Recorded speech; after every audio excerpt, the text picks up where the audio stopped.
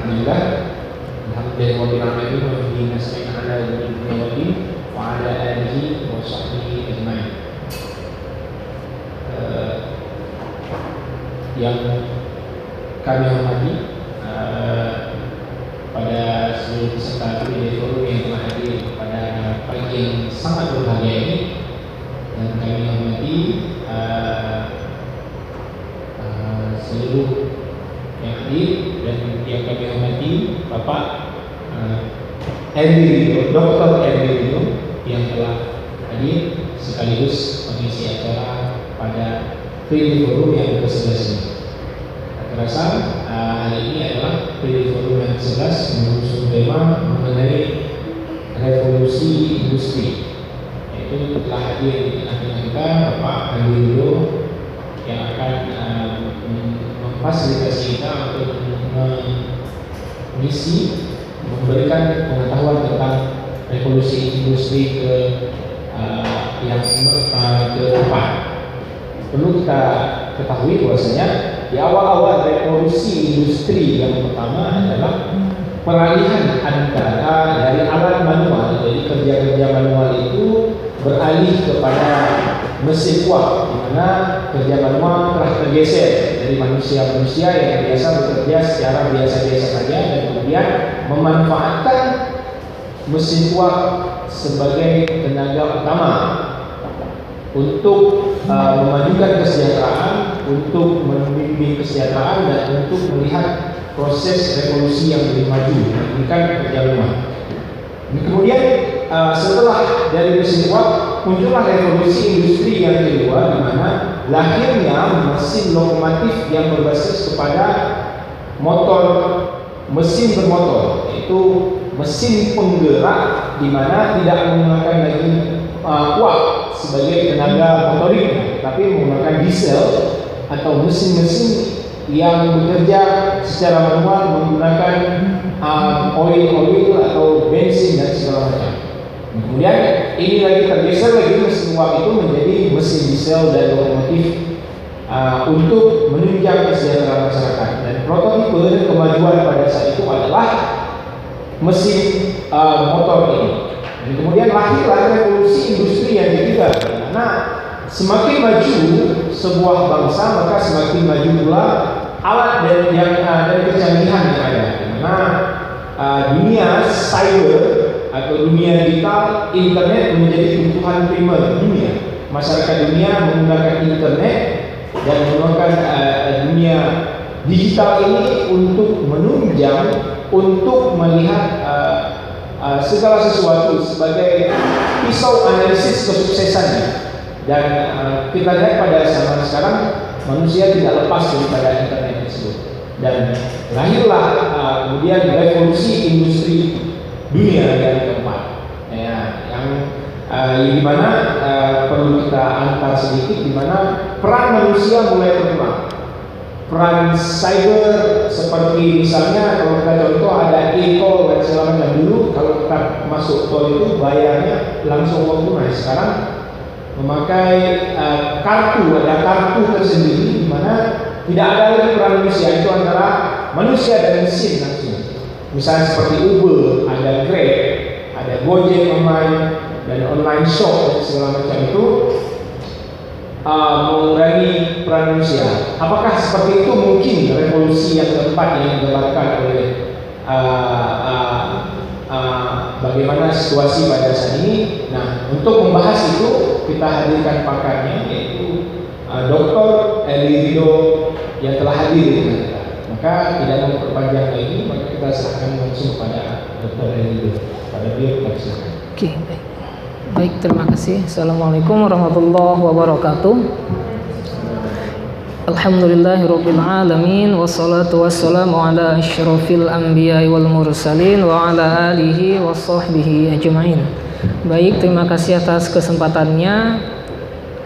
Kali ini saya akan sedikit memfasilitasi tema kita kali ini berkaitan dengan revolusi industri 4.0. Jadi kalau selama ini kita melihat ada beberapa kali revolusi industri, nah sekarang ini kita menghadapi revolusi yang keempat, yang sangat signifikan mempengaruhi perilaku manusia. Jadi perlu diketahui yang dimaksud dengan revolusi industri 4.0 di sini industri mulai melibatkan internet sebagai tulang punggungnya. Jadi kalau selama ini kita ketika melakukan industri, manusia, sumber daya manusia, teknologi tetap menggunakan manusia, tetapi ketika sudah masuk industri 4, industri yang keempat ini, peranan manusia itu semakin terkikis. Namun yang perlu diketahui adalah internet dan teknologi itu merupakan tulang punggungnya, menjadi tulang punggungnya. Selain itu, Internet of Things, cloud, big data. Nah, ini merupakan unsur-unsur yang sangat menjadi penunjang selain daripada ada nanti yang dinamakan dengan artificial intelligence atau kecerdasan buatan. Oke, selanjutnya mungkin jadi dalam bukunya The Fourth Industrial Revolution, Profesor Klaus Schwab, penggagas World Economic Forum, menyatakan bahwasanya revolusi industri yang keempat ini secara masif dan secara fundamental dapat merubah cara hidup kita. Jadi cara hidup kita kalau kita pahami dari hari ke hari, ketika sudah ada revolusi industri 4 revolusi yang keempat ini, cara hidup kita tuh semakin berubah daripada cara hidup kita sebelumnya.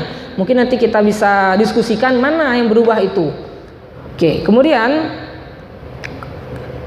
kalau pada revolusi industri yang pertama itu adanya mekanisme produksi. Jadi ketika revolusi industri yang pertama itu yang paling ditonjolkan adalah mekanisme produksi atau lebih dikenal dengan contohnya mesin uap.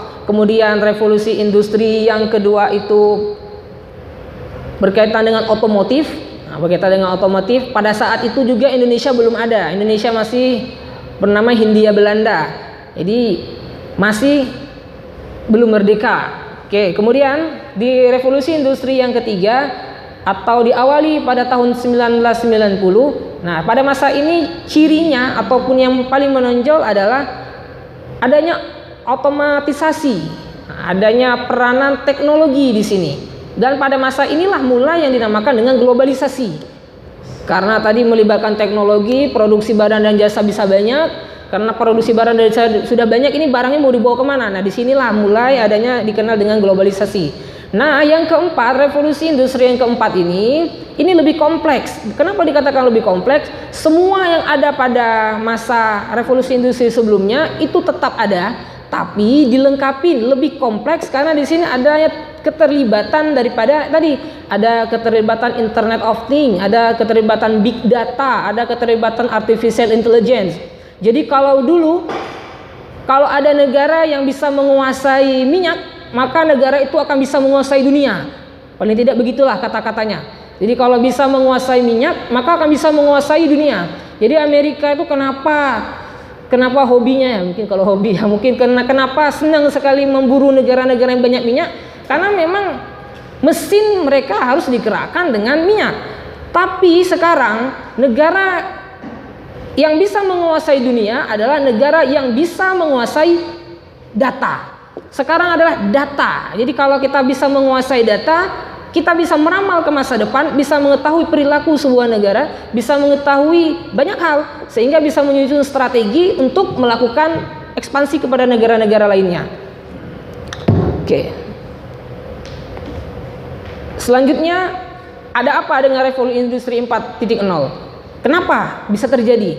Nah, salah satunya dengan adanya revolusi industri 4.0 ini bisa meningkatkan fleksibilitasnya itu semakin bisa ditingkatkan. Jadi dengan adanya revolusi industri yang keempat ini, produktivitas sebuah perusahaan dalam memproduksi barang dan jasa itu bisa ditingkatkan. Bagaimana bisa ditingkatkan? Ya, misalkan contoh, ketika kita mau memproduksi barang dan jasa, biasanya itu yang menjadi pekerja adalah biasanya manusia. Nah, jadi kalau sekarang kita lihat di Indonesia itu konflik antara buruh, antara pemerintah dengan pemberi kerjanya itu biasanya akan terjadi. Nah, hal-hal seperti ini sadar ataupun tidak sadar akan mempengaruhi produksi barang dan jasa. Namun ketika kita berhadapan dengan teknologi, maka kalau tadi yang ada setiap tahun itu ada namanya May Day gitu, ada demo gitu kenaikan upah, dengan ada teknologi ini maka mereka tidak ada lagi tuh yang namanya artinya mengurangi yang dinamakan dengan tadi konflik di antara pekerjanya yang manusia itu. Apalagi yang menjadi tonjolan daripada revolusi industri yang keempat yaitu efisiensi semakin bisa ditingkatkan. Semakin bisa ditingkatkan. Kenapa? Karena yang bekerja adalah di sini adalah mesin. Bahkan mesin itu tidak perlu dikendalikan oleh manusia tadi, karena bisa dikendalikan dengan artificial intelligence dan komponen-komponen lainnya.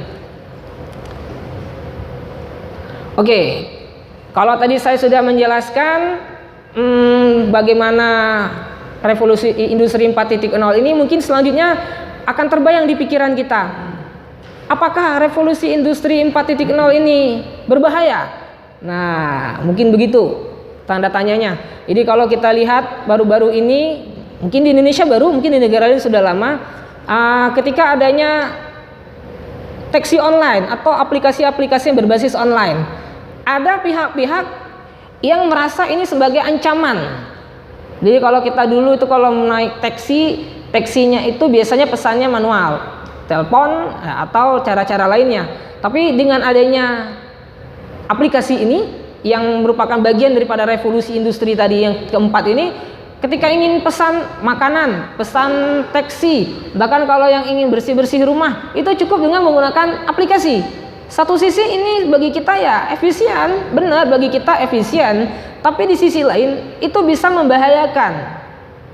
Tapi tadi kita lihat banyak maslahatnya atau mudaratnya. Nanti kita akan diskusikan banyak mana mudarat atau maslahatnya dengan ada revolusi ini. Tapi mau tidak mau kita harus menyambut revolusi ini.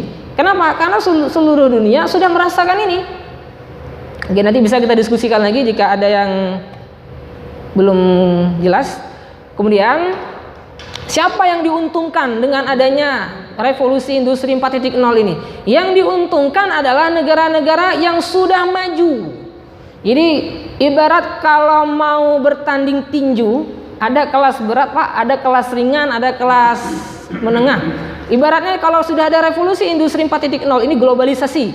Jadi ketika negara yang sedang berkembang dihadapkan dengan negara yang sudah berkembang, sudah mapan, artinya kalau negara itu sudah mapan berarti produksi barang dan jasanya lebih efisien, lebih murah, bahasa lain lebih cepatnya, lebih gampangnya, lebih murah. Nah, berhadapan dengan negara yang sedang berkembang yang biasanya itu produksi barang dan jasanya itu relatif lebih mahal. Kenapa? Biaya produksinya dan lain segala macamnya itu memang lebih mahal, sehingga ketika dia beradu di pasar global biasanya akan kalah saing. Jadi sebenarnya yang diuntungkan siapa? Yang diuntungkan adalah negara-negara yang telah maju, telah siap secara teknologi, secara sumber daya manusia, dan siap dalam hal-hal lainnya. Nah, pertanyaannya, Indonesia masuk kategori mana nih? Nah, mungkin nanti bisa kita diskusikan. Kemudian kalau kita bicara tentang keuntungannya, potensinya, apa potensinya?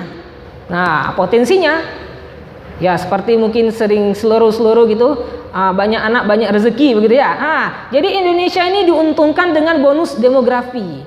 Jadi banyaknya manusia yang di Indonesia satu sisi merupakan potensi. Kenapa? Seandainya potensi SDM Indonesia yang banyak tadi itu mampu dimaksimalkan, mampu dioptimalkan, maka sebenarnya rakyat Indonesia ini bisa menjadi ujung tombak. Ujung tombak apa? Ujung tombak untuk menjadikan Indonesia ini menjadi pemain.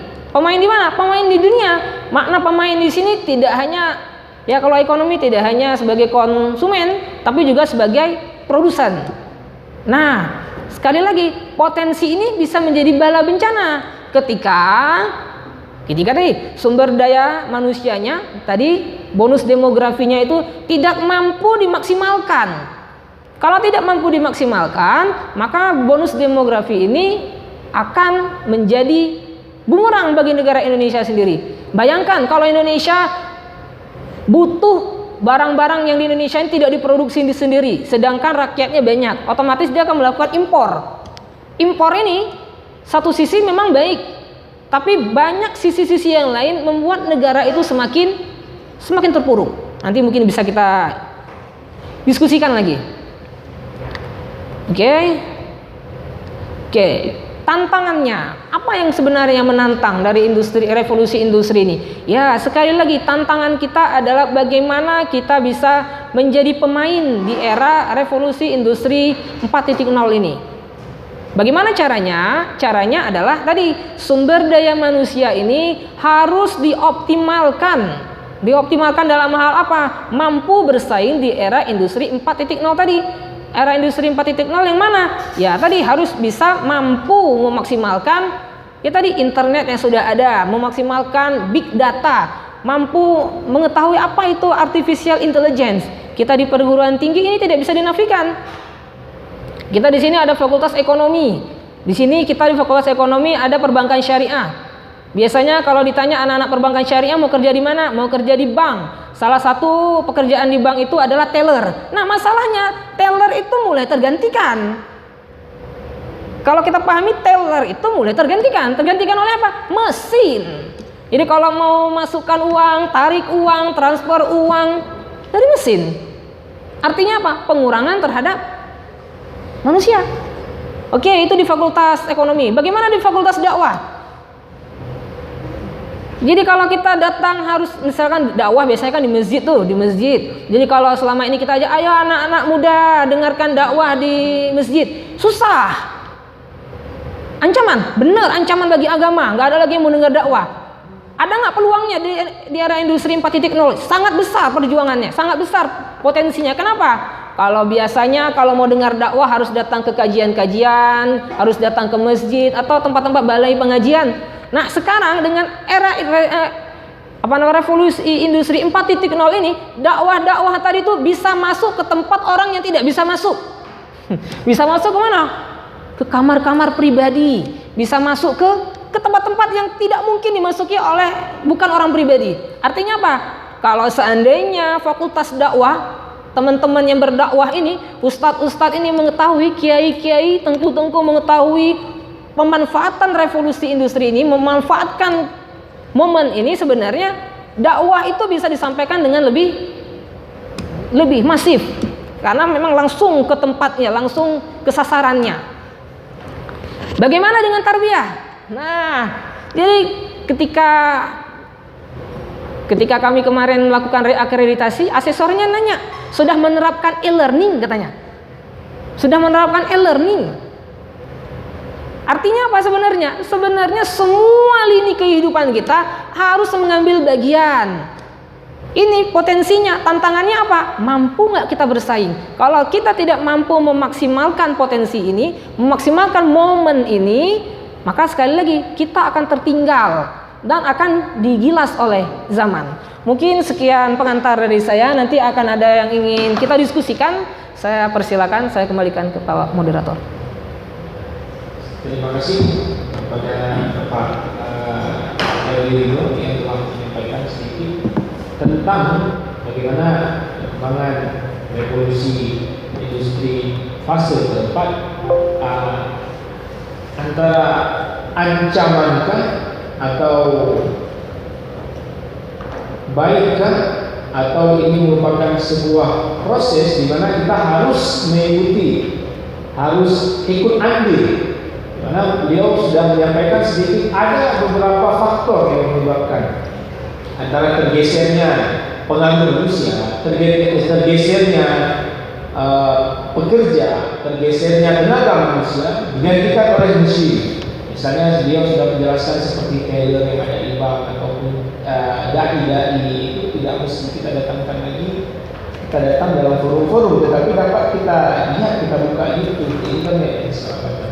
Nah, itu maka kita perlu merespon hal ini. Kita tanyakan kepada Pak Elwino bagaimana ke depannya. Jadi dalam kesempatan ini kita berikan 3 pertanyaan untuk pertanyaan silakan. Maka ya, Pak Ghazali, Pak. Pak Samsua? Ya. Ya, Pak Samsua. Ya, silakan ya, mohon waktunya.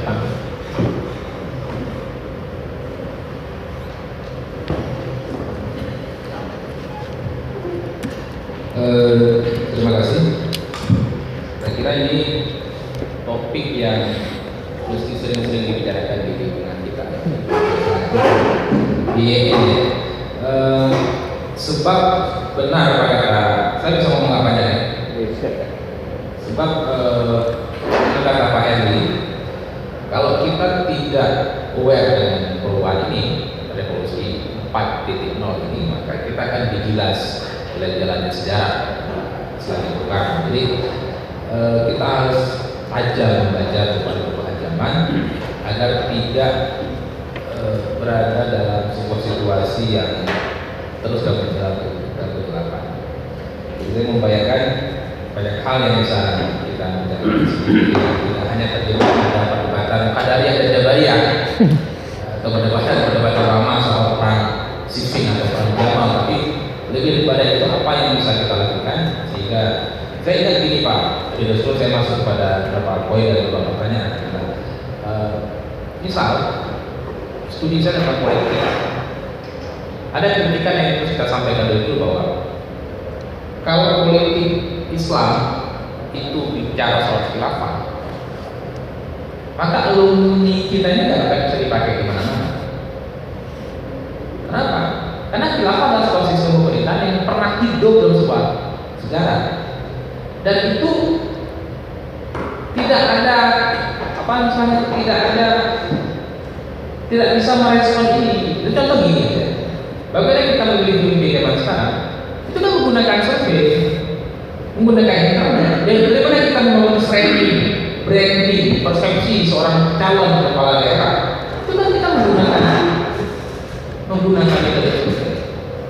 Dan metode itu nggak akan mencari pakai kalau sistem politiknya masih sistem dulu. Nah, ini saya ingin memberikan sebuah perbandingan bagaimana kalau kita masih terjebak pada politik Islam dan khilafah. Boleh kalau itu sebagai pembelajaran tradisi khasana, boleh. Tapi kita jangan terjebak, jangan berpikir karena nanti gini, kita kan alumni kita kan nggak ingin jadi kepala dinas khilafah. Yang ada kan dinas khilafah. Jadi ini maksud saya ini Pak Erwin, ini bisa jadi apa? Pisau analisis alat atau apa itu untuk membantu segala fakultas kita dibuka ini.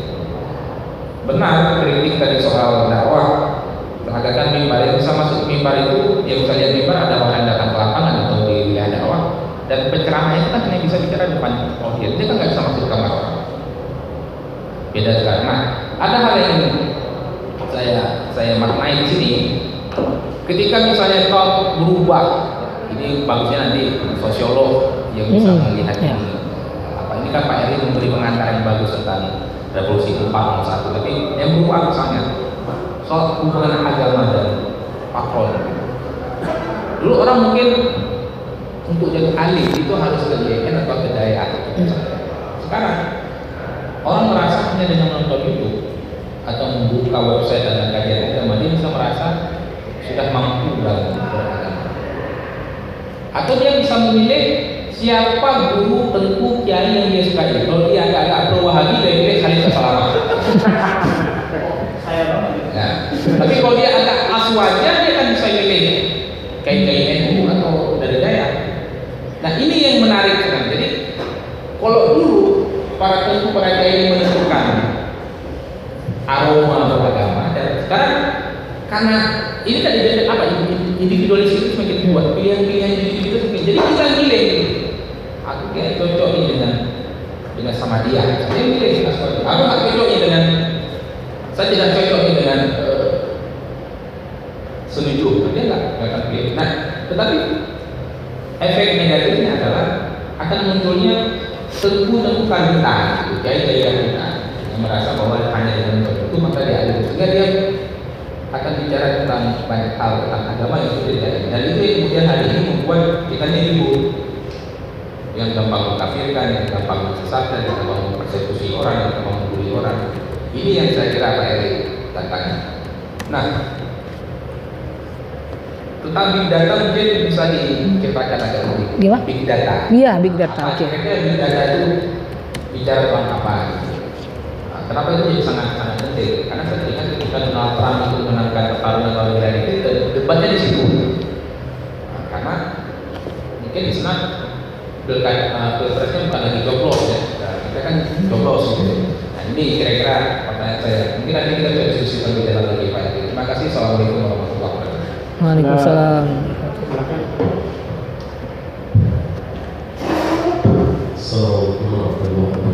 Waalaikumsalam.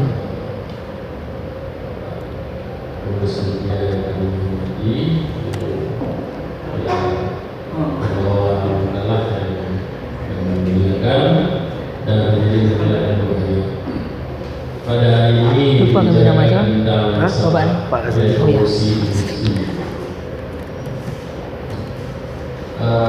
Revolusi industri menurut makalah yang baru saja dibawakan oleh Profesor pada wisuda itu adalah terjadi pada tahun 1800 Masehi ya.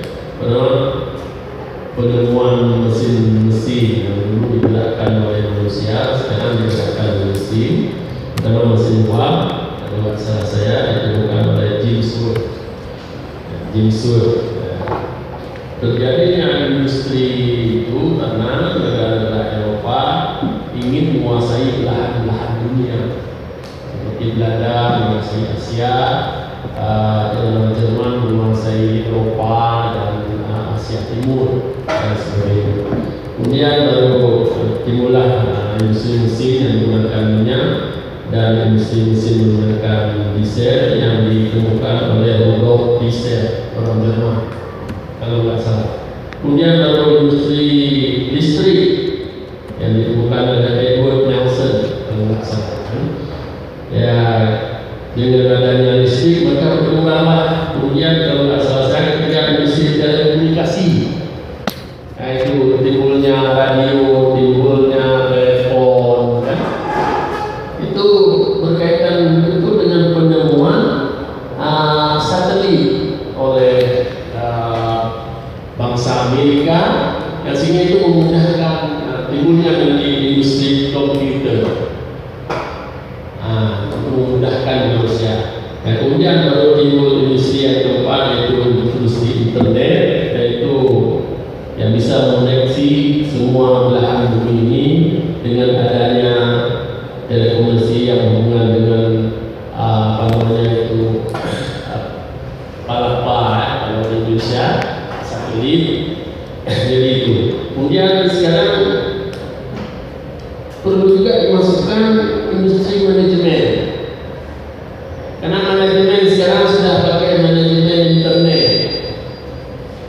Nah, manajemen sekarang coba lihat, kita pergi ke Medan, ke mall, orang sudah pakai penjaga parkirnya, nggak pakai penjaga parkir lagi, tinggal sampai situ kita ambil kartu di situ baru terbuka. Bukan seperti kita di sini kan. Nah, sekarang sudah itu menggunakan. Nah, yang kemudian yang perlu kita pikir, apa peran kita sekarang di sini sebagai mesin-mesin? Menurut saya itu agak sangat suka kalau kita, karena dari institusi kita misalnya mau mengejar sesuatu arahnya ke Medan, kita ke barat, karena di lembaga pendidikan kita adalah kita tidak ada mata kuliah yang aplikasi penerapan, kita hanya teori-teori saja. Ya, mungkin agak susah kita untuk mengejar itu. Kita hanya mungkin menggunakan mempelajari cuma menguasai internet saja, mungkin IP saja. Tapi kalau mengenai pengetahuan penerapan kita tidak ada. Kita hanya teori-teori saja semua, seperti dakwah, mengajar, itu kan, menciptakan guru, bukan pelajaran aplikasi penerapan. Nggak ada teknologi mesin kan. Sedangkan Indonesia saja sekarang yang mesin-mesin mana ada? Itu semua apa namanya assembly rancangan, misalnya mesin, misalnya Honda. Makanya kan ada nama Indonesia Honda itu nggak ada, tetap nama ini Pak ini lisensi saja, lisensi. Kita hanya perakitan saja. Misalnya di Jepang lampu semua, satu kontainer lampu, mesin semua. Sampai sini dilatih orang kita untuk merakitnya. Sekarang kita masih negara tertinggal sekali. Mungkin sepeda pun tidak ada untuk seluruh Indonesia ini. Cina semua tinggal di Indonesia. Nah itulah yang maunya kita pikir kita sebagai ilmuwan nanti baru bisa kita bergerak mungkin apabila lembaga kita itu menjadi win. Nah baru bisa mungkin baru kita bisa tugas kita mengembangkan jurusan-jurusan yang apa. Kalau sekarang jurusan awal bicara tentang ini mana ada ya?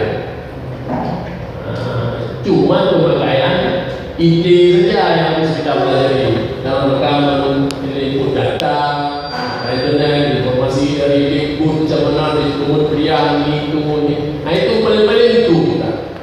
Tapi untuk mengikuti teknologi itu kita belum ada lembaganya, belum ada kita buat programnya untuk menuju ke situ. Ya, oleh karena itu kita yang berpikir sekarang dalam masa akan datang bagaimana cendekiawan muslim itu harus kita pakai. Maka kenapa ini dari Islam dari ini tujuannya supaya kita bisa menutup pasar nanti, pasar kerja. Dan bagaimana orang bisa kerja di Telkom, bagaimana orang bisa bekerja di bank, bagaimana orang bisa bekerja di kantor pos, di mesin itu. Inilah maka bisa kita arahkan nanti lembaga kita bisa jadi duit, bisa kita merencanakan untuk membuka jurusan-jurusan yang bisa menuju ke situ. Kalau bicara yang lain saya rasa ya kita belum ke situ. Cuma hanya mengikuti cara-cara menggunakan internet ya, mungkin bagi kita dosen dan lain mengikuti data dan sebagainya. Saya rasa demikian. Assalamualaikum warahmatullahi wabarakatuh. Waalaikumsalam.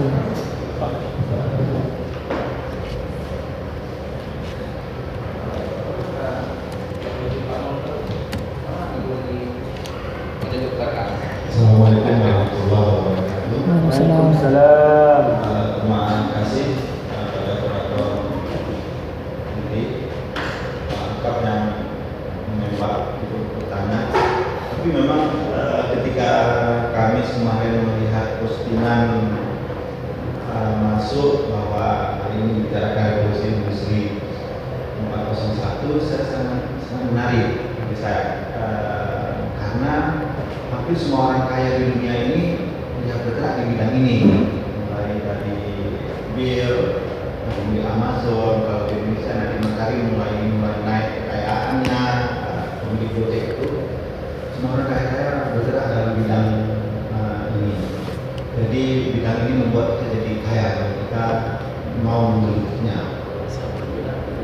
Namun apa yang disampaikan oleh Pak Adi tadi juga masalah ketika berbicara dengan mahasiswa ekonomi yang akan menjadi teller, ini juga menjadi persoalan di banyak hal.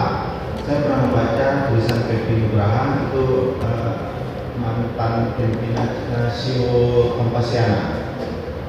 Dia menulis ketika dia keluar dari Kompas, dia menulis begini. Ketika dia masuk Kompasiana hampir 8 tahun, itu awalnya bergerak lambat dan dia minta bantuan kepada anak-anak IT yang ditugaskan di Kompas.com untuk juga mengelola Kompasiana. Tapi anak-anak itu bilang ini tentang keuangan Kompasiana, karena menurut mereka Kompasiana itu enggak ada apa-apanya, bukan lahan yang bagus untuk digarap. Padahal menurut Pepi, Kompasiana ini dan banyak web yang lain yang akan muncul ini akan menjadi revolusi bagi media, sehingga nantinya dengungan media cetak akan betul itu akan menjadi kenyataan. Kalau kita kemarin bicara bagaimana semua orang bisa menjadi wartawan, semua orang bisa menjadi jurnalis, ya karena ada kemajuan teknologi ini. Jadi persoalannya adalah mungkin nanti kita diskusi dengan Pak Eri, bagaimana peran perguruan tinggi, terutama dalam berubah mindset. Ya, anak IT aja merasa ketika dibuang kita ditugaskan ke Kompasiana, itu mereka merasa itu perbuangan. Padahal Kompasiana ini ya prospeknya besar. Ini juga bidang IT. Mereka tidak melihat bahwa ini sesuatu yang menantang, sesuatu yang bisa menguntungkan. Dan Kompas ini menjadikan Kompasiana hari ini menjadi juga luang selain dari divisi-divisi yang lain, cetakannya Gramedia, penerbitannya Kompas dan sebagainya. Kompasiana juga penyumbang dana terbesar dari grup Gramedia. Jadi apa yang mesti dilakukan oleh perguruan tinggi, terutama para dosen? Tadi Pak Bapak sudah menyampaikan, Pak Razali. Tapi saya pikir sangat jauh ketika kita harus menunggu UIN. Mungkin YN harus menunggu lama untuk bisa menjadi UIN, karena kita belum siap untuk ke sana. Kan butuh waktu 2-3 tahun lagi atau 5 tahun lagi kita akan bisa jadi UIN. Tapi hari ini kita akan dihadapkan seperti ini. Apa yang mesti dilakukan oleh dosen? Karena terus terang perguruan tinggi ini kan sebagai produser untuk menciptakan tenaga kerja yang akan masuk ke pusat tenaga kerja. Apakah kita akan menjadi penonton? Apakah kalau masalah makam tadi, apakah kita akan hanya menjadi kepala dinas khilafah, ya kan? Kita hanya pos kita hanya di dinas Islam, pos anak-anak keluaran dari perguruan tinggi Islam itu kalau nggak di Islam, ya di bagian sosial. Apakah kita tidak bisa bergerak lain atau ada hal lain yang bisa dilakukan? Saya pikir ini dosennya apa yang bisa dilakukan oleh seorang dosen? Dosen apa yang bisa dilakukan oleh perguruan tinggi, apa yang bisa dilakukan oleh dosen saat ini? Demikian, Assalamualaikum warahmatullahi wabarakatuh. Assalamualaikum warahmatullahi wabarakatuh. Mungkin saya jawab atau gimana?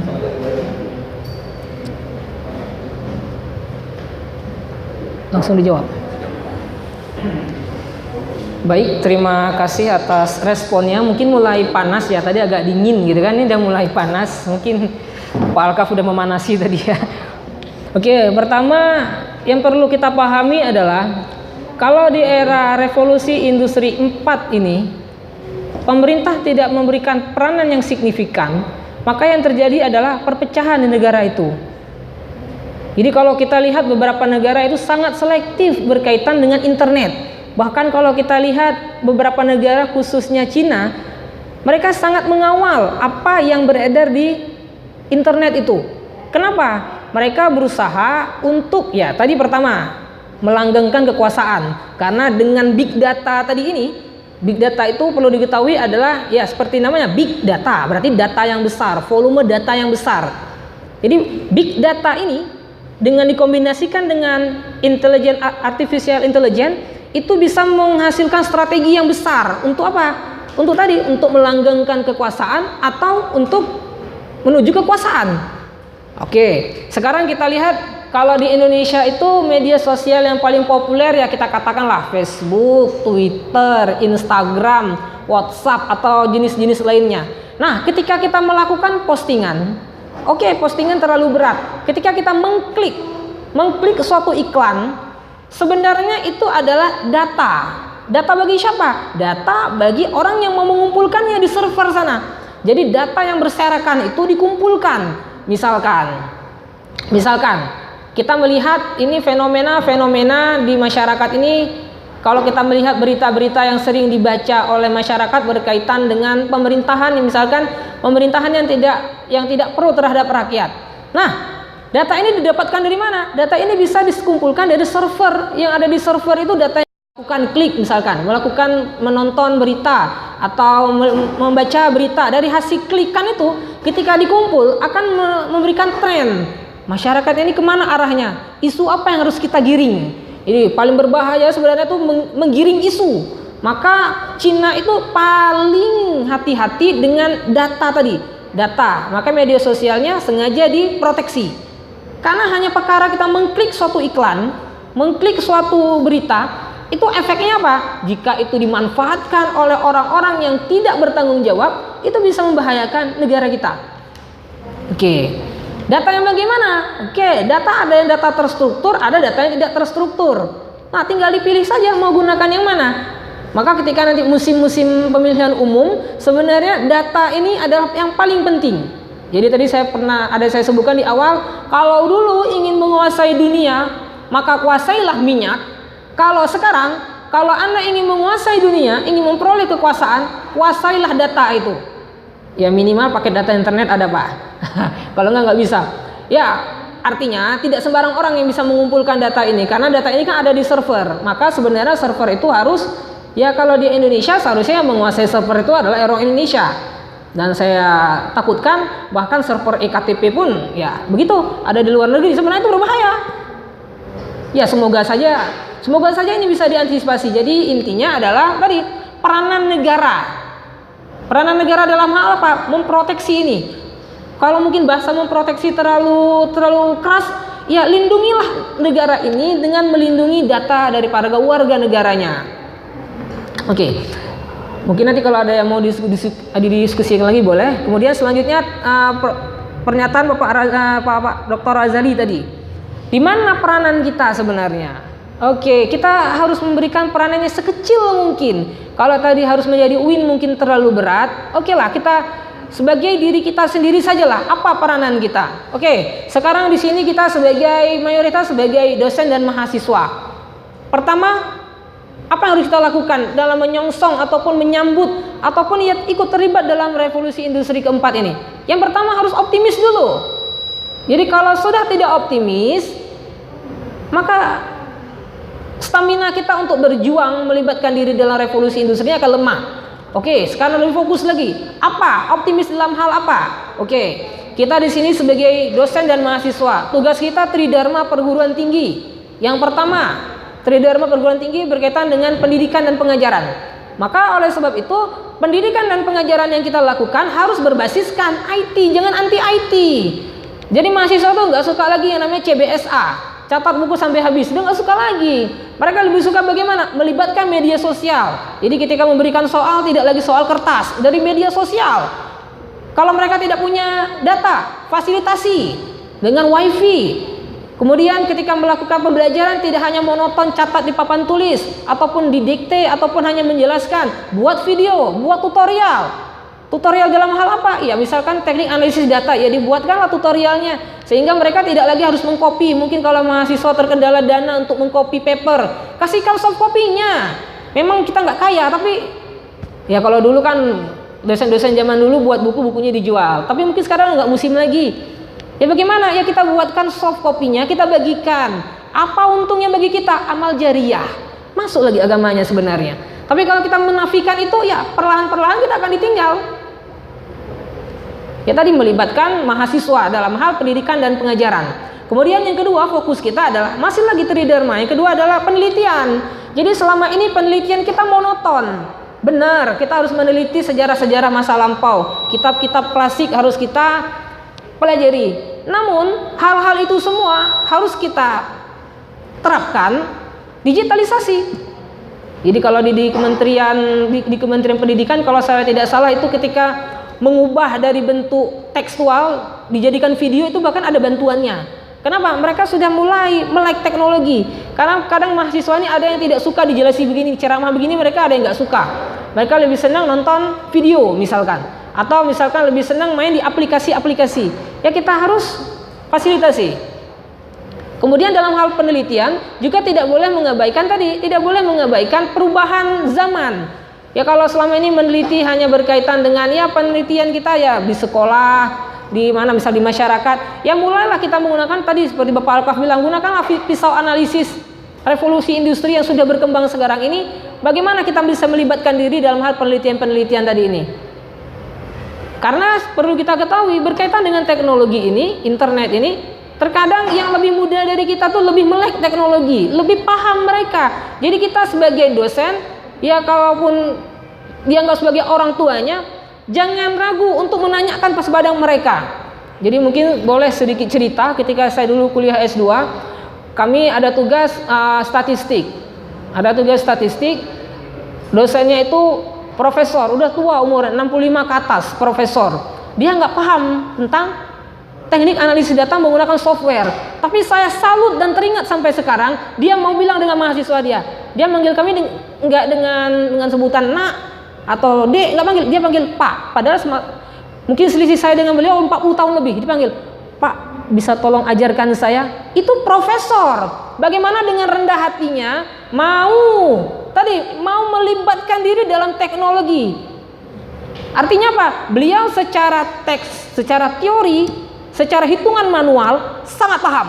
Tapi ketika berkaitan dengan teknologi beliau belum paham. Maka secara teknologinya tadi, softwarenya, analisis data dengan software digunakan, secara manual digunakan, dibandingkan hasilnya sama enggak?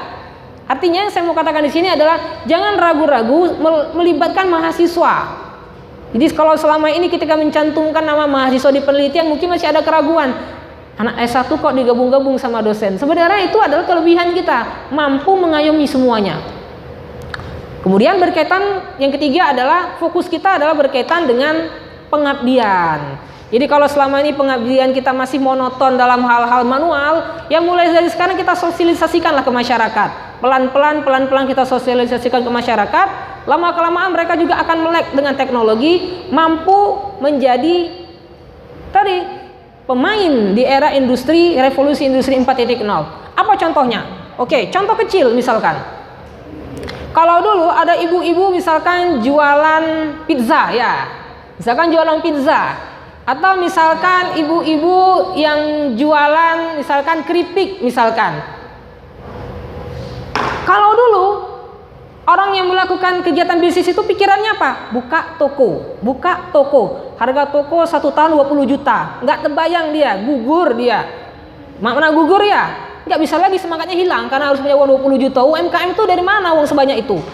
Tapi dengan adanya revolusi industri yang keempat ini, ibu-ibu, orang-orang tua kita yang di kampung-kampung sana dengan modal internet sebenarnya bisa bersaing secara global. Tadi saya sebutkan, revolusi industri 4.0 ini yang diuntungkan siapa? Negara-negara, pengusaha-pengusaha yang udah besar. Nah, UMKM bagaimana nasibnya? Nasibnya adalah pemerintah harus bisa memberikan apa tadi? Memberikan fasilitasi.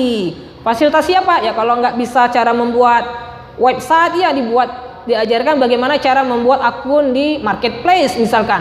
Bagaimana menggunakan WhatsApp. Mungkin sebagai kita WhatsApp itu sepele, gampang klik-kliknya, tapi ibu-ibu yang di desa-desa itu susah. Padahal seandainya mereka bisa, mungkin mereka bisa memasarkan dengan aplikasi tadi itu. Oke. Selanjutnya yang harus kita pahami di perguruan tinggi adalah harus kita lakukan penyesuaian kurikulum. Kenapa yang terakhir? Karena ini berat. Kalau kita nggak mau, tidak sepakat, maka nggak akan jalan. Kalau kami di FEBI itu malah harus ada yang dinamakan dengan ekonomi digital. Mungkin ketika pertama kali dikenalkan, apa ini ekonomi digital? Bahkan dosennya sendiri kadang-kadang, untuk apalah ekonomi digital, udah ada aja lah kita jalankan. Seolah-olah antipati. Padahal sebenarnya ini menyambut daripada kebutuhan dunia kerja. Bagaimana tadi dengan dakwah? Ya begitu juga, harus difasilitasi bagaimana bisa dakwah itu bisa menggunakan internet, menggunakan media sosial, menggunakan aplikasi-aplikasi lainnya. Begitu juga dengan tarbiyah, begitu juga dengan syariah. Jadi semuanya harus bisa terlibat. Oke, selanjutnya tadi berkaitan dengan orang kaya. Jadi orang-orang kaya di dunia itu berkaitan dengan IT. Benar. Bahkan di Indonesia juga demikian. Jadi kalau mau kaya sebenarnya manfaatkan fasilitas ini, manfaatkan momen ini. Kenapa? Akan bisa meminimalkan kos produksinya. Oke. Mungkin itu sedikit jawaban dari saya. Kalau ada yang ingin didiskusikan lagi, saya persilakan. Terima kasih kepada pembicara yang panjang lebar dari menanggapi pertanyaan atau komentar dari 3 penanya yang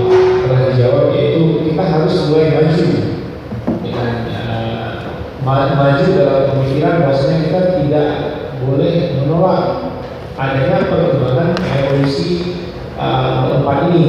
Dan kemudian kita harus melihat teknologi dan bagaimana teknik-teknik manual yang memang kita pakai sebelumnya kita harus combine dan sama-sama harus disesuaikan dengan teknik kemajuan yang ada saat ini ya. Maka semua yang manual tadi menjadi digital dan kita harus melek dan paham betul, jangan sampai kita tertinggal dan kemudian harus menjadi pemain dalam bidang teknologi, bukan hanya sebagai konsumen saja, tapi kita harus juga mempersiapkan diri sebagai produsen dalam mempersiapkan diri untuk menghadapi revolusi 04 ataupun revolusi 05 selanjutnya. Mungkin ada komentar lagi, kita persilahkan. Ada Pak Sabat, Pak Nafi mungkin, Pak Nafiandi, kemudian Pak Daya. Terima kasih. Karena kita mendengar sosiologi. Dia ada ancaman nih terhadap kemanusiaan. Sekarang keluar. Assalamualaikum warahmatullahi wabarakatuh. Waalaikumsalam. Terima kasih atas waktunya. Ini sebenarnya saya malu juga nih berbicara di depan pakar-pakar ekonomi ya, yang sudah melihat peluang potensi revolusi industri 4.0. Baik, ini dari tema yang diusung ini adalah potensi, tantangan dan ancaman. Jadi kalau kita lihat potensinya, kita harus bilang ya revolusi industri ya siapa takut gitu kan, yang kita harus hadapinya. Tapi kalau tantangan, kalau kita di dunia perguruan ini agak bagus sedikit dengan tantangan Pak Jokowi kemarin, lulus kuliah mahasiswa itu bisa apa? Itu dalam tanda kutip itu ya kita sudah bisa bersaing ya. Lulus ekonomi, bisnis, Islam, kita sudah memiliki standar dalam menghadapi revolusi industri apa belum.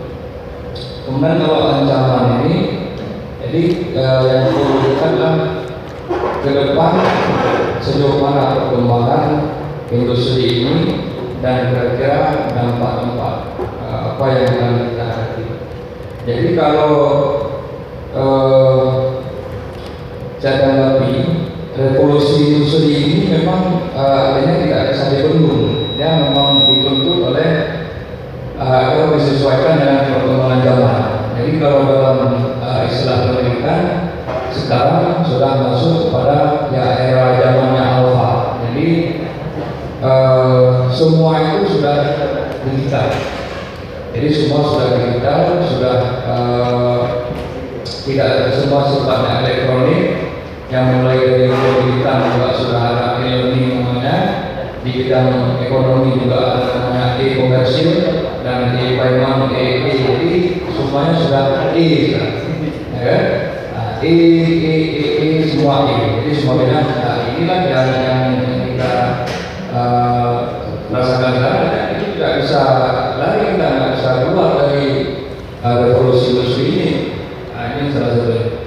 Kemudian sedikit saya geser kepada tadi perbincangan awal bahwa seperti ada khilafiyah antara beberapa pakar ini. Saya pikir itu salah satu provokasi. Jadi provokasi pada dunia Islam untuk mengecil sendiri. Jadi kita tidak sempat berpikir luas, tapi kita hanya berpikir kepada perdebatan-perdebatan di bidang agama itu sendiri. Tapi kita tidak lebih jauh. Ini pakar-pakar agama, baik itu di dunia Islam, ini sudah juga melihat lebih jauh tentang revolusi industri. Jadi ada saya pernah berkunjung ke satu daerah di Semarang. Ini dosen agama, dia sudah bergabung dengan tim peneliti tentang biologi dari Jerman, dan ini mereka sudah mulai masuk ke dalam tim penelitinya. Jadi ada satu dosen itu yang bahasa Inggris yang bagus, mengajar di Malaysia itu, dan sekarang sedang melakukan pekerjaan itu di Malaysia. Jadi saya malu sebenarnya. Jadi kita menganggap mereka wawasannya lebih rendah, gitu kan? Kita menganggap orang-orang kaya itu tidak punya wawasan lebih, tapi kalau kita telusuri banyak memang lebih, mereka itu lebih memiliki jaringan keluarga dan pengetahuan juga lebih mendalam. Ini yang kita bahas seminggu yang lalu tentang transformasi pendidikan. Jadi bagaimana daya membuat program ini juga kita punya persaingan apa enggak? Karena memang tidak bersaing, itu sama-sama kita mencari jalan keluar untuk kemaslahatan di bidang pendidikan itu sendiri. Oke. Kemudian di dunia pendidikan itu sendiri adanya suatu perubahan juga berarti jadi perubahan kurikulum. Jadi saya contohkan di prodi matematik gitu. Dulu ada mata kuliah pengantar komputer, sekarang nggak perlu lagi. Kenapa? Ini ada efek dari revolusi industri ini. Mahasiswa nggak perlu belajar lagi di sekolah. Kenapa nggak ada lagi mata pelajaran komputer logik masuk kurikulum tadi atas? Kan nggak perlu belajar lagi. Ini anak-anak sudah belajarkan dengan sendirinya, terbawa alur daripada revolusi industri. Jadi sehingga dalam kurikulum terbaru sekarang mata kuliah itu nggak perlu, mata pelajaran T. Dan di kampus sekarang di prodi kami mata kuliah yang namanya pengantar komputer itu nggak perlu lagi, karena mahasiswa bukan lagi memasuki tingkat pengantar, maka dia sudah memasuki ke tingkat-tingkat yang lebih tinggi. Nah, jadi di sini perlu kita cari satu jalan tengah kalau di kampus ya. Jadi bagaimana kesiapan kita baik dari segi kurikulum ini, kemudian dari segi kesiapan nanti sesudah menyelesaikan studi. Kalau misalnya kami kita lihat guru, jadi dari guru itu guru yang siap dengan tantangan dari revolusi industri. Jadi mengajar ke depan tidak lagi mengajar dengan waktu dengan papan hitam. Jadi kita sudah menggunakan multimedia yang sesuai dengan perkembangan zaman anak sekarang. Jadi kalau kita mengajar pakai papan, anak sekarang sudah nggak kenal lagi karena dia setiap hari sudah dengan kostum. Jadi kita mengajar pakai papan sudah nggak zaman lagi. Kemudian begitu juga di perguruan tinggi misalnya. Kenapa kita sekarang ada siapkan macam-macam itu kan salah satu kesiapan dosen dan mahasiswa itu masuk ke dalam revolusi industri ini. Jadi paling tidak kita sudah menguasai sedikit bagian kecil daripada revolusi industri. Nah, memang kalau kita lihat ada beberapa kelemahannya misalnya. Jadi kelemahan dari itu mungkin ada potensi data kita yang bisa dicuri dan segala macam. Kemudian kesiapan juga dari kita sang dosen, tidak semua dosen yang menguasai tentang e-learning dan segala macam itu. Tapi ini kan secara terus menerus yang harus ada suatu perubahan, ada tindak lanjut daripada perubahan ke depan. Kemudian yang menjadi pertanyaan saya dari tema kita ini, revolusi industri 4.0 ini kira-kira bisa nggak kita petakan atau yang kita buat semacam marginal tertentu potensi, kemudian tantangan dan ancaman bagi perguruan tinggi itu sendiri. Karena apa? Dunia kerja itu hampir nggak perlu sarjana. Ini kan kita sudah kenal dari pekerjaan ke depan nggak perlu sarjana, seperti skill. Dan kita sementara ini pelaku dengan ini bagaimana trik pada baiknya orang nanti kita akan melatih semacam skill kerja atau kita akan memberikan teori-teori kepada mahasiswa. Itu demikian. Saya kira Assalamualaikum warahmatullahi wabarakatuh.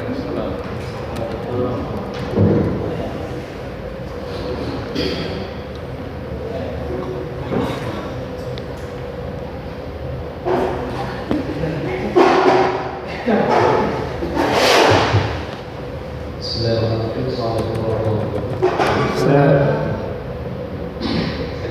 terhormat di ini sangat menarik dan penting untuk kita bicarakan. Mengingat ini berkaitan dengan perkembangan dunia kehidupan kita hari ini. Bahwa dalam revolusi industri 4.0 ini, sebagaimana saya sampaikan tadi, ada sejumlah potensi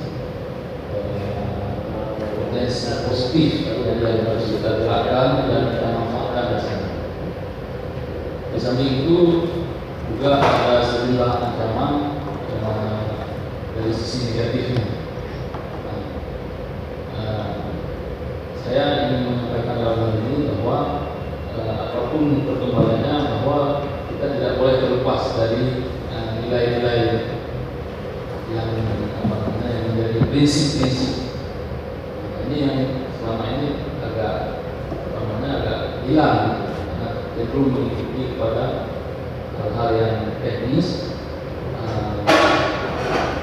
Pun ada juga seperti sampaikan tadi, ada sebagian orang belum memahami teknisnya, operasionalnya ini belum paham.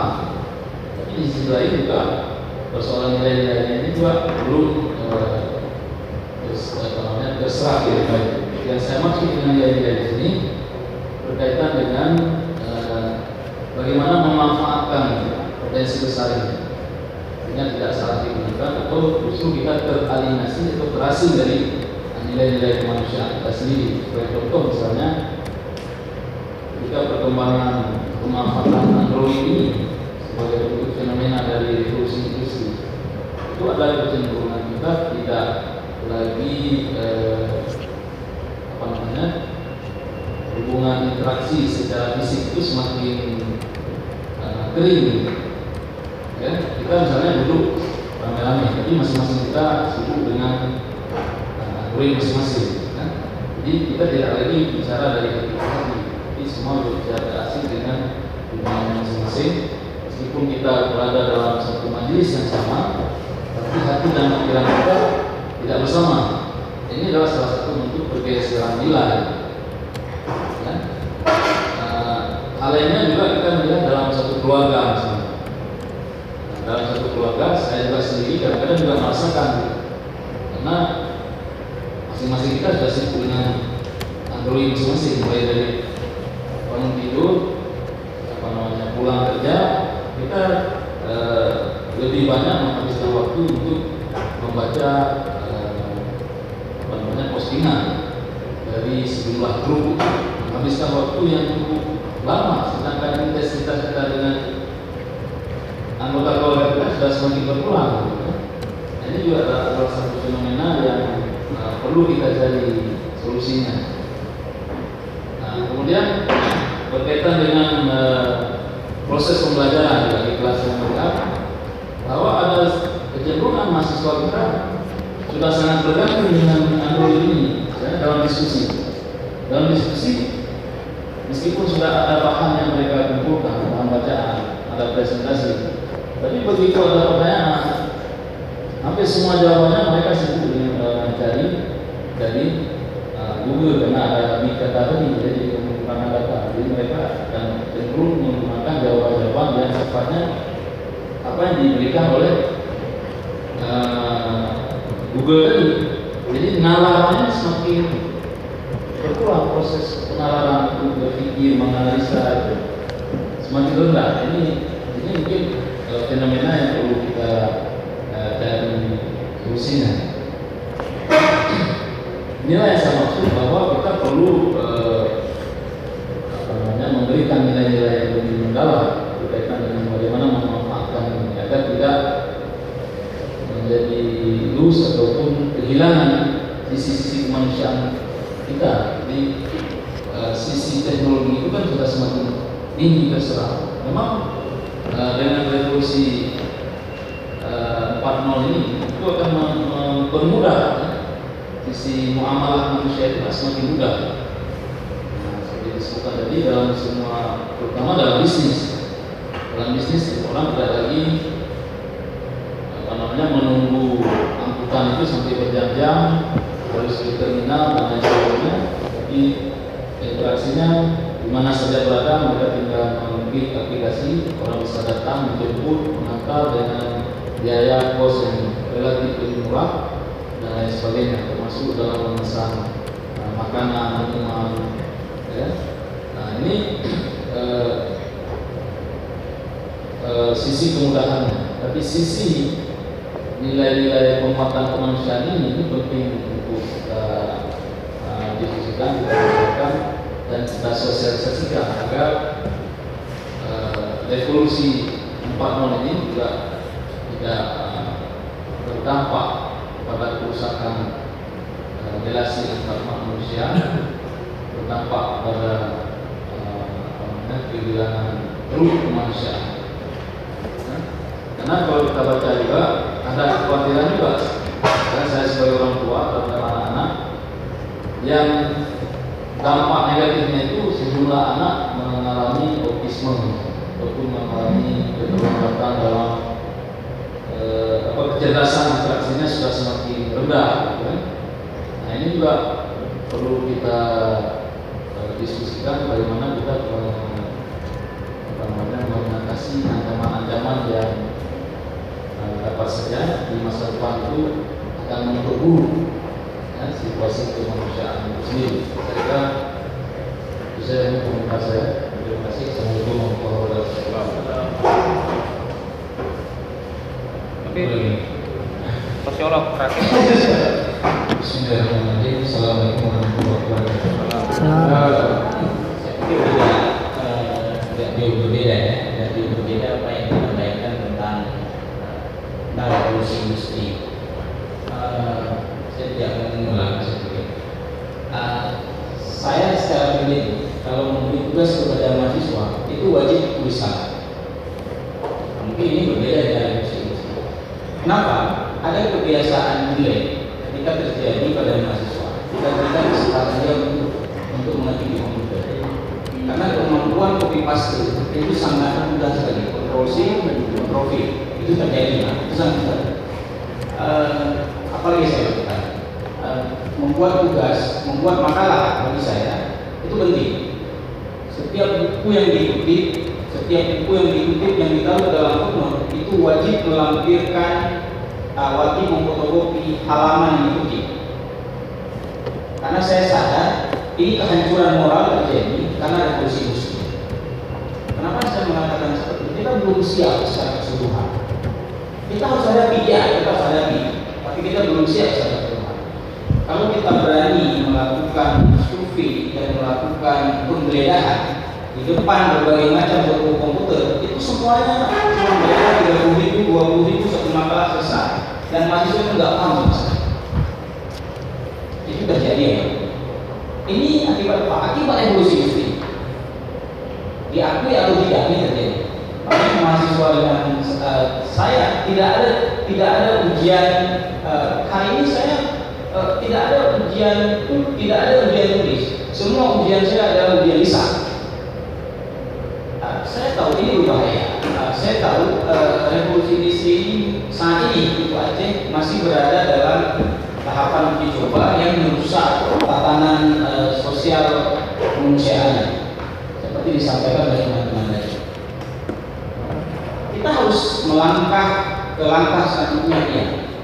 Kalau teman-teman berkuliah mungkin ya usah katakanlah di luar negeri, kalau keluar ke dalam negeri saja di UGM, di beberapa kampus memang tugas diberikan itu terakhir jam 12.00.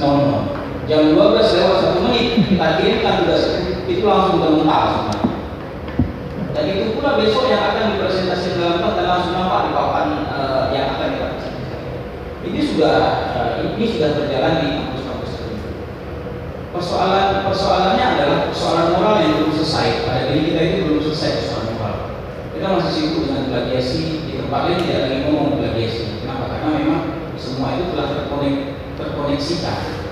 Ketika kita mau plagiasi ingin memakai aplikasi referensi, kita semua belum siap nih pakai aplikasi referensi.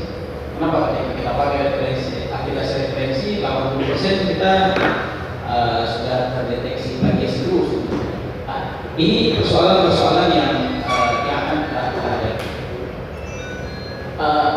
Saya tidak melihat perkembangan kita hari ini itu lebih bagus dari perkembangan masa lalu. Itu tidak melihat perputaran keuangan ya, tapi perputaran keuangan itu hari ini tidak didominasi oleh kita. Bagi ekonomi, untuk perkembangan ekonomi sangat bagus. Revolusi industri ini kita jadikan sebagai landasan untuk memicu kreativitas masyarakat kita. Walaupun hari ini bacaan saya itu hanya 10% dari hasil lokal itu yang bisa terjual, karena lemahnya kita dalam menggunakan revolusi industri. Baru 10%, maksimal sekali 10%. Sisanya punya orang semuanya, karena orang baru sudah duluan melakukan ini. Pada yang lain kita belum melihat ini. Aceh sendiri rankingnya masih ranking 23 dari 28, ranking 25 dari 28. Secara anggaran Aceh nomor 2 terbanyak setelah Jakarta dari segi dana pendidikan. Artinya ini tidak berefek. Setiap hampir semua sekolah di Aceh itu mendapatkan paket data yang luar biasa di Aceh ini sampai ke pedalaman sekali. Paket data itu nggak kurang-kurang, bukan pakai kabel seperti ini. Paket data di sekolah pedalaman itu ada ya. Di Calang itu, di Senubukuyu, di tempat lain itu ada paket data yang menggunakan Telkomsel itu ada, tapi ada jaringan khusus untuk mereka dapat. Dan itu belum berimbas kepada anak-anak kita untuk bisa lebih kencang dari segi pendidikan. Ditambah lagi secara ini tidak mengembangkan kesulitan kita ini kan mengembangkan nalar, kemampuan nalar itu tidak ada dalam tidak teraplikasi secara baik dalam revolusi industri. Karena orientasi revolusi industri itu bukan pengembangan nalar, tapi pengembangan perekonomian. Nggak tahu bagaimana kalau kita melihat dari sisi yang lain. Tapi kalau di tempat lain mungkin sudah menjadikan ini secara sharing yang sangat mudah. Ketika kita menggunakan terindeks fokus dan sebagainya, itu kan bacaan kita dibaca oleh berbagai macam orang, terjadi perdebatan secara internasional, bacaan kita dibantah orang lain, yang itu semua terjadi di dunia maya dan itu sangat cepat terjadi. Kita belum sampai pada itu yang kita takutkan hari ini. Pertanyaan kapan sampai? Dulu Faisal Basri pernah datang ke Aceh tahun, kalau tidak salah saya, di awal-awal tsunami. Dia pernah menjadi pembicara di Aceh. Dia menyampaikan Aceh, perkembangan Aceh sudah sangat luar biasa. Apa tandanya? Banyaknya warung kopi berwifi. Lalu pertanyaan kita, apa kemajuan hari ini dengan warung kopi berwifi? Teman-teman bertanya, teman-teman di Aceh ini berwifi cuma lihat Facebook, cuma lihat media sosial, buat status dan sebagainya. Hari ini juga masih buat status. Masih sibuk memperbincangkan status. Kalau dulu fitnah-fitnah orang melalui langsung-langsungan atau media ini fitnah, media sana fitnah, warung kopi ini fitnah. Hari ini fitnahnya melalui dan kedatangan Faisal Basri sampai hari ini itu belum terbukti perkembangan ekonomi Aceh itu melanjut. Tidak ada perkembangan. Kalau menurut saya di Aceh, kita belum sampai pada tahap itu. Bahkan hari ini kalau ibu-ibu di kampung, ibu-ibu di kota, bahkan nyuci pun nggak lagi pakai mesin cuci. Kalau dulu pakai mesin cuci 1 tabung, hari ini pada rame-rame beli yang 2 tabung. Dan pada rame-rame ibu-ibu hari ini mencari ibu-ibu penyuci baju secara manual. Kenapa? Lebih bersih, lebih bagus, lebih terjamin, lebih suci secara agama dan sebagainya. Kepercayaan kepada revolusi industri di Aceh mungkin membutuhkan level lanjutan. Itu udah satu ya, belum yang lainnya lagi. Gosokan, mungkin nggak lama lagi gosokan mesin uap itu udah mulai berubah. Akan jadi menggunakan menggunakan lagi. Kenapa? Tidak terapian dan sebagainya. Ini Aceh agak sedikit berbeda. Mungkin saya agak serampangan. Aceh agak sedikit berbeda dan sedikit lambat dalam menanggapi hal yang seperti ini. Berhubungan dengan dampak dan sebagainya juga. Dari segi pendidikan, ujung-ujungnya juga semuanya diatur pada ngapal Quran ya. Pada ngapal Quran dengan adanya revolusi industri mengajarkan semuanya larinya sekarang lari ke ngapal Quran sekarang. Kemana? Ke fundamentalis lagi larinya. Juga tidak lari ke menggunakan revolusi industri mempercepat. Semuanya kembali ke manual. Tapi kalau di ekonomi saya pikir perkembangan cepat sekali ya. Saya pikir itu saya tidak bertanya. Mungkin ini hanya gambaran saya secara sepintas dalam melihat perkembangan revolusi industri di Indonesia khususnya di Aceh. Sekian saja.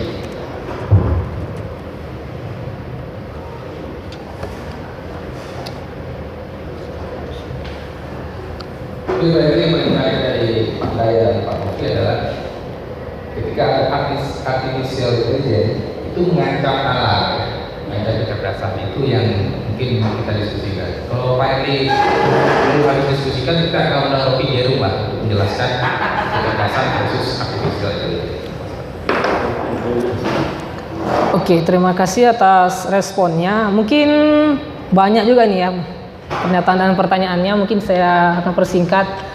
Mungkin sekali lagi saya pertegas, jangan sekali-kali kita membenturkan antara teknologi dengan manusia, karena memang kedua hal ini merupakan saling melengkapi. Kalaupun nanti teknologi ini ataupun internet ataupun artificial intelligence itu ada masanya ketika dia mengancam manusia, mungkin itu yang harus mulai dari sekarang perlahan-lahan diproteksi. Oke, mungkin kita akan lebih spesifik, misalkan tadi contohnya, misalkan apakah perguruan tinggi ini sudah siap menghadapi revolusi industri? Nah, harus kembali lagi kita pertanyakan, ketika kita bicara perguruan tinggi, elemennya banyak. Salah satu elemennya adalah dosennya, tenaga pengajarnya, siap nggak menghadapi ini? Mungkin tadi ada yang memberikan contoh, masih memberikan tugas menggunakan misalkan manual, tulis tangan, sudah ditulis tangan, di copy lagi ya, hard copy sebagai bukti, misalkan begitu. Artinya apa? Artinya di sini ada memang semacam ketakutan tadi. Ketakutan apa? Ketakutan mendegradasi moral. Moral yang mana? Moral tadi melakukan plagiasi. Oke, saya sepakat, saya juga takut hal itu. Tapi kalau kita paham lebih jauh lagi, sebenarnya di dalam era revolusi industri ini, dengan big data tadi, artinya kalau dia mau mengutip, artinya kutipannya itu ada di internet, pasti akan terdeteksi.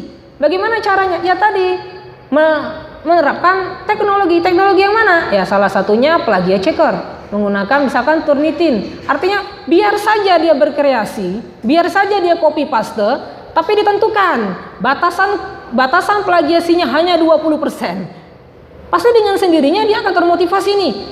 Sumbernya banyak, kalau di copy paste ketahuan, pasti dia akan melakukan cara lain. Dampak positifnya apa? Dampak positifnya mereka akan bisa menghadapi isu-isu di global. Bayangkan kalau mereka hanya menggunakan media cetak, menggunakan media yang hard copy. Bisa terbayang sekarang berapa anggaran dari perpustakaan kita, berapa anggaran dari dosen-dosen sanggup beli buku. Dosennya ini dapat nggak buku yang bagus? Tapi ketika kita sudah memberikan isunya itu global, isu yang terkini, isu yang terbaru, kita lemparkan kepada mahasiswa. Ini tolong buat artikel, tolong buat tugas. Terserah sumbernya dari mana. Bila perlu bilang sekalian mau plagiasi pun boleh. Cuman catat, tingkat plagiasinya minimal 5%. Bagaimana cara ngeceknya? Masukkan ke software.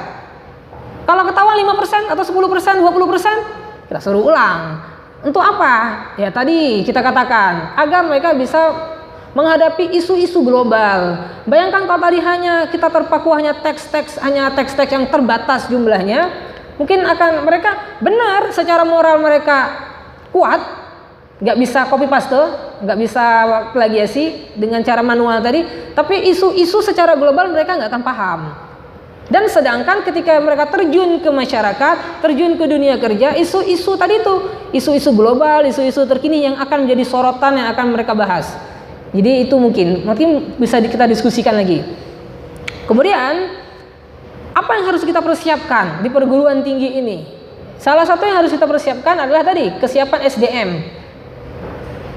Tadi ada diberikan contoh, ada di daerah di Aceh, daerah pedalaman, mereka mempunyai infrastruktur yang bagus, daerah pelosok tapi mempunyai koneksi internet. Tapi yang jadi masalahnya tadi belum bisa memaksimalkan. Nah tadi itu, tidak hanya infrastruktur yang harus dipersiapkan, tapi SDM. Ada infrastruktur, ada SDM. Infrastruktur berkaitan tadi, punya jaringan mereka, jaringan internetnya bagus misalkan. Tapi yang jadi masalah, nggak ada yang mampu mengoperasikan, dalam artian tidak ada yang bisa mengoptimalkan internet yang sudah bagus tadi. Apakah dua hal ini cukup? Belum cukup. Infrastruktur sudah punya, SDM sudah baik, ketika regulasinya tidak baik, maka yang seperti sekarang akan terjadi apa? Berita hoax di mana-mana. Baru terima berita yang agak sensasi sedikit, share. Mungkin kalau orang-orang yang tidak memiliki pengaruh ketika dia share berikan mungkin tidak terlalu signifikan pengaruhnya. Bayangkan ketika dia mempunyai kekuasaan, mempunyai massa yang banyak, ketika dia mempunyai informasi yang belum benar, dia share. Ya tadi itu ketika ada kesiapan SDM, infrastruktur dan regulasi. Nah, begitu juga di perguruan tinggi. Di perguruan tinggi yang harus dipersiapkan tadi, yang paling penting dipersiapkan adalah dosen-dosennya harus dulu sepakat kita menggunakan teknologi, menggunakan tadi teknologi. Paham tidak? Yang menjadi masalah ketika dosen-dosennya sendiri atau tenaga kependidikan mereka tidak melek teknologi. Mungkin ini kita sudah mulai fokus ke dunia pendidikan. Tadi rencananya saya mau ke ekonomi, cuman ini mungkin sudah berhasil membuat semuanya mengkombinasi di sini ada tadi dari pendidikan dan yang lainnya. Oke, kita kembali ke dunia pendidikan. Ketika dosennya misalkan tidak melek teknologi, dalam artian ya tadi ketika dia masih antipati ketika menggunakan teknologi ini, moral bisa rusak. Benar, moral bisa rusak. Benar, moral bisa rusak ketika itu landasan agama mereka tidak ada. Oke, mungkin sudah mulai agak membias. Oke, kita sedikit fokuskan lagi. Kesiapan dosen. Oke, kemudian kesiapan infrastruktur, kesiapan tenaga pendidikan dan mahasiswa sendiri. Oke. Berbahaya teknologi? Berbahayakah revolusi industri 4.0 ini? Benar, berbahaya. Selama nilai-nilai moral mereka, nilai-nilai agama mereka itu lemah. Contoh, di tahun 2000-an, mungkin sebelum contohnya, mungkin di tahun 2000-an itu mulai ada konflik. Mungkin kalau konflik mungkin sudah lama, mungkin mulai merebaknya tahun-tahun 2000-an, mungkin banyak perceraian. Benar ya, mulai banyak perceraian. Mungkin kalau zaman dahulu itu cerai itu merupakan hal aib. Cuma mulai tahun 90-an, 2000-an itu bahkan 2 tahun yang lalu atau 1 tahun yang lalu itu menjadi headline di surat kabar, perceraian tinggi. Masalah nggak? Masalah. Apa kaitannya dengan teknologi? Di Jepang masyarakatnya sudah mulai enggan menikah dengan wanita. Hati-hati ya Bu ya, hati-hati. Kenapa? Mereka beranggapan ribet. Yang laki pun begitu. Alah, ngapain nikah, ribet kali. Mereka tetap nikah. Nikahnya dengan siapa? Dengan robot. Robotnya tadi dengan sudah disisipi artificial intelligence. Ya, seperti wanita juga robotnya. Cuman tadi itu secara moral, secara agama tidak sesuai. Ini kenyataan. Oke. Jadi intinya sebenarnya jangan terlalu takut. Benar takut itu harus ada, tapi takutnya itu harus ada landasan untuk memayunginya, harus ada kekuatan fondasinya, sehingga ketakutan tadi bisa kita ubah menjadi potensi yang bisa kita manfaatkan. Kalau potensi tadi, apa potensi utama Indonesia? Tadi bonus demografi. Indonesia ini orangnya banyak. Jadi sehebat-hebat apapun negara Singapura itu tidak akan bisa jadi negara adidaya. Kenapa? Jumlah rakyatnya sedikit. Indonesia mungkin. Itu potensinya. Ancamannya tetap sama, demografi juga. Ketika tadi jumlah penduduk tidak mampu dimaksimalkan potensinya, SDM-nya tidak mampu dididik dengan bagus, maka sebaliknya akan menjadi bumerang bagi negara itu. Oke, mungkin sekian dari saya. Terima kasih. Dahsyat sekali ya diskusinya Pak Edwin yang telah memberikan pencerahan mengenai revolusi industri. Nah, mengerucut kepada audiens pada hari ini adalah kebanyakan dari dosen dan juga mahasiswa, di mana untuk mempersiapkan diri menghadapi revolusi industri yang luar biasa mengglobal ini, berarti dosen harus siap. Dosen harus siap dengan keadaan yang seperti ini, dan dosen harus introspeksi diri juga sejauh mana kita bisa menghadapi revolusi industri ini, dan kemudian sejauh mana kita dapat menanggapi dan dapat memainkan peranan kita dalam dunia digital dan internet ini. Melihat dunia digital dan internet ini sangat bergantungan, sangat menjadi kebutuhan primer bagi kebutuhan manusia. Terus dengan hal ini, apakah mahasiswa kita lihat juga, apakah mereka mahasiswa siap? Kita lihat mahasiswa kita dari berbagai struktur sosial, ada yang dari pedalaman, ada yang memang di kota sendiri, dan kota-kota juga di sini juga. Kita lihat tidak ke kota-kotaan aman, tetapi bagaimana mengkotak-kotakan diri juga. Jadi ini perlu diperhatikan juga dengan kondisi mahasiswa seperti ini. Apakah mahasiswa juga siap dengan keadaan ini?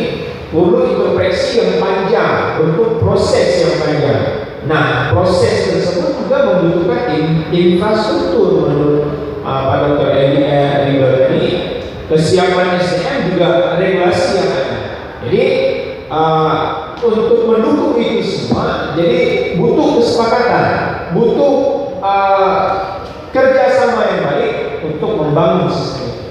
Maka ada plus, ada minus, dan pastinya menurut pembicara tadi, kita memang harus ada sinergitas dan kerjasama, dan tidak boleh ada saling bertolak belakang antara manusia dan teknologi. Sebaiknya berjalan beriringan bersama.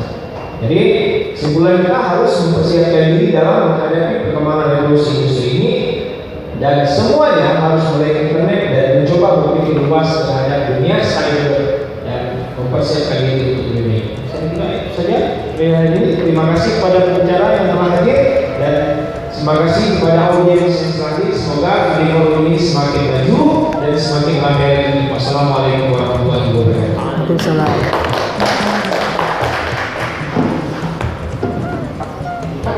Alhamdulillah, saya rasa kegiatan Friday Forum ini merupakan suatu wadah yang sangat baik untuk pengembangan kualitas ataupun kompetensi para dosen-dosen YL Langsa yang terus berbenah diri untuk mengikuti perkembangan yang menjadi suatu perguruan tinggi atau jadi perguruan tinggi yang berkualitas di kalangan atau di wilayah Indonesia. Saya rasa sangat bagus untuk pengembangan keilmuan, kan, karena IAIN Langsa bergerak di bidang perguruan tinggi, bidang pendidikan. Jadi jadi mahasiswa, dosen itu sekarang bisa mengembangkan keilmuan tidak hanya dari skup kelas, tapi jadi sudah bisa dilakukan oleh semua orang. Jadi menurut saya diskusi hari ini ya bertema revolusi industri 4.0, membahas tentang ancaman, tantangan. Jadi menurut saya diskusi ini sangat bermanfaat bagi mahasiswa, di mana kita harus bisa menyeimbangkan tentang teknologi yang terus berkembang dengan sumber daya manusia. Bagus. Dengan adanya Friday Forum diskusi ini sebenarnya membuka wawasan untuk mengangkat isu-isu yang sentral atau isu-isu yang menarik dalam ruang lingkup diskusi akademik. Artinya dengan adanya ruang diskusi ini kita bisa lebih terbuka wawasan kita, lebih lebih sigap dalam menghadapi isu-isu yang terupdate, isu-isu yang terkini terkait dengan baik peningkatan dosen, peningkatan SDM dosen, bagaimana kita juga bisa mendiskusikan sesuatu yang baru untuk kemajuan lembaga, untuk kemajuan peserta didik kita, mahasiswa-mahasiswa yang ada di YL Langsa ini.